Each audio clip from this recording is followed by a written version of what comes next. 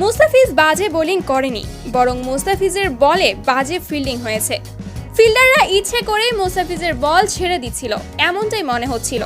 এবার চেন্নাই ফিল্ডারদের ধুয়ে দিলেন পাকিস্তানের সাবেক ক্রিকেটার শোয়েব আখতার। আরেকটি ভুলে যাওয়ার মতো দিন গেল মুস্তাফিজের। লখনৌর বিপক্ষে সবচেয়ে খরুচে বোলার ছিলেন মুস্তাফিজুর রহমান। 4 ওভার বোলিং করে দিয়েছেন 43 রান, নিয়েছেন মাত্র একটি উইকেট। ম্যাচ শেষে অনেক ভারতীয়রাই বলছে মুস্তাফিজের ওভারগুলোতে রান কম হলে খেলা শেষ ওভারে জমে উঠত। এবার ভারতীয় সেসব সমালোচকদের ধুয়ে দিলেন শোয়েব আখতার। তিনি বলেন মুস্তাফিজ বাজে বোলিং করেনি, সে তার সেরাটা দিয়ে চেষ্টা করেছে। তবে আমি যেটা বুঝতে পেরেছি সেটা হলো মুস্তাফিজের ওভারগুলোতে ফিল্ডাররা অনেক বাজে ফিল্ডিং করেছে। তার উপরে কয়েকটি বল দুজন ফিল্ডারের মাঝামাঝি দিয়ে 4 হয়ে গিয়েছে, আবার কেউ ডাইভ দিয়ে 4 বাঁচাতে পারলেও বাঁচায়নি।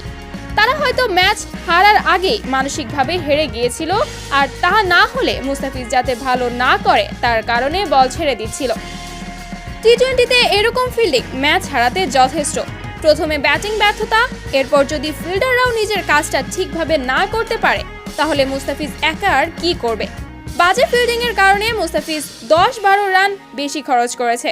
মুস্তাফিজ রান বেশি দিলেও তার বোলিং নিয়ে আপনি প্রশ্ন তোলার মতো কিছুই পাবেন না। ম্যাচ হারে তার কোনো দায় নেই, বরং সে একটি উইকেট নিয়ে দলের মান বাঁচিয়েছে।